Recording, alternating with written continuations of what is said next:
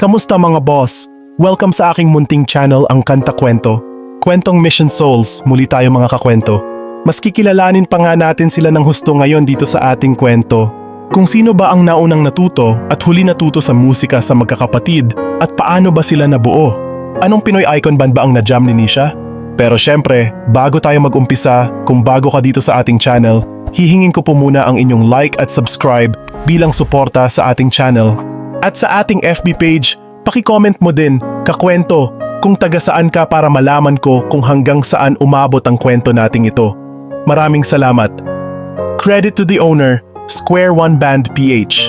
Sa ating video clip ngayon, kakwento, ito yung isa sa mga podcast nila. Ilalagay ko ang full interview link video nila kung nais niyong mapanood ang buong interview. Ngayon, simulan na natin. Yes, correct. Yes. Yes po, doon po kami nag-meet nung college pa kami. Alam ako ng vocalist. Ay! Kinikilig sila, oh. Ayun, banda lang sana yung yung gusto ko mabuo. Kaso nagpumilit yung siya na magkakami daw. Yun. Nabuo yung family.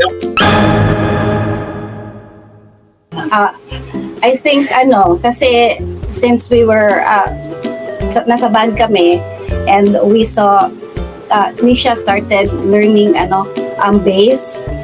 Tapos she nag-jam siya sa amin during gigs.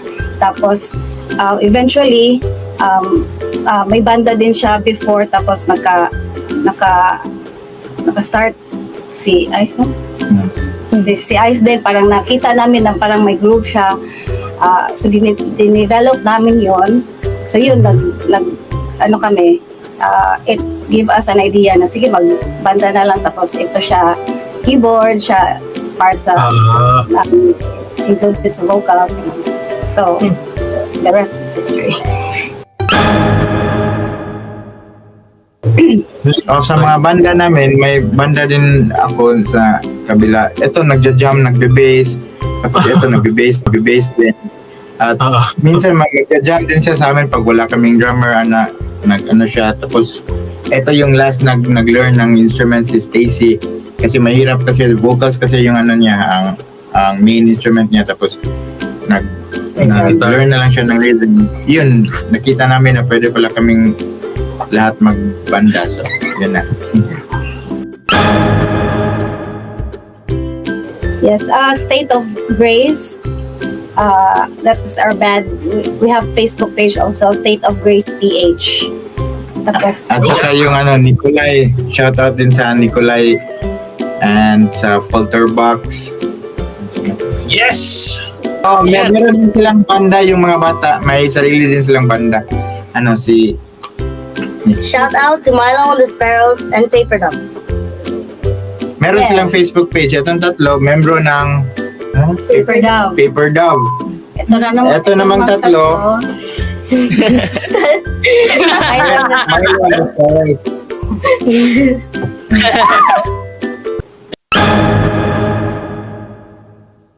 Like Paramore. Filipino. Local. Local mo. Urban Dub? Urban Dove yan. Palagi Urban silang Dove. nag-play ng Urban Dove. At saka, Nice. Oh, Yes. okay. What's your favorite song from Urban Dub? Alert the Armory. Yes, sir. Yes, sir. Oh, let's go. Mayday! Mayday! Mayday mo. Hey. Oh, that's a good one. How about you, Naces? How about you? Sir, Same Favorite as local Nisha band? said. Franco and our band Dove said. And Yano. Yano. Yano. Yano? Yano. Nice. Yeah, no. That was years Ah, before you were born. So, Urban, yeah. Yeah. Kasi yung Yano, si Eric Cancio ng Yano, nagtumugtog sila dito sa Cebu. Tapos nandito kami, nakinig lang ba, tapos eto marunong mag-bass ng chinelas. So nag-get siya, pinajam siya ng Yano. Ang galing naman! Nag-jump sa chinelas. Isa po yun talaga sa pinaka-iconic song ng Yano. Iconic ng Yano yun, no? That's such a good opportunity. Isha, that's so good. Nandun nga sila sa stage, tapos sabi namin, eto, para marunong tong mag-bass at na timing naman na nandun na yung Yano, tapos na-learn niya yung song na chinelas. Di yun, pumunta siya sa stage, tapos siya yung nag-bass. Nice! They always say we're already famous. Yeah, they mention it a lot. Like Idol. Idol They TV. mention Yusuf. Yeah. Yeah, a friend chatted me. She sends lots of screenshots of the views, how many views it's getting, like that on TikTok, how many shares, just like that. As telling us we're famous now, like that. Sometimes my friends say that you're good at jumps. Good at jumps, and when you're Cute. cute. They always say he's cute.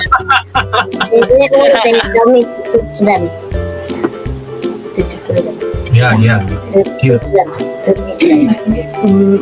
Same as my siblings, and sometimes they like ask, can you teach me how to like sing and how to play the guitar? And they say that we're the idols.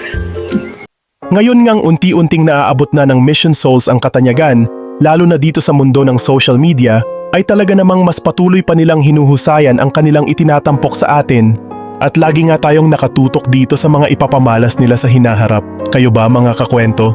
May mga patrivia ba kayo patungkol dito sa paborito nating family band Mission Souls? Ibahagi nyo naman sa amin mga kakwento at pagkwentuhan natin sa ating comment section. At huwag kalimutan mag-subscribe sa Mission Souls. At syempre muli, kung bago ka dito sa ating channel, hihingin ko po muna ang inyong like at subscribe bilang suporta sa ating channel. At sa ating FB page, paki-comment mo din, kakwento, kung taga saan ka para malaman ko kung hanggang saan nakakaabot ang kwento nating ito. Maraming salamat. Sana, mga kakwento, ay mag-join kayo sa ating membership dito sa ating channel. Ito ay 25 pesos lamang para ma-activate nyo ang mga perks natin, gaya ng ating mga special emoji para sa comment section at early access sa ating mga kwento at marami pang iba. Salamat na agad sa inyo mga kakwento. Salamat sa pagsama sa akin hanggang dito sa dulo ng ating kwento. Ito ang kanta kwento na nagsasabing, mabuhay ang talentong Pilipino.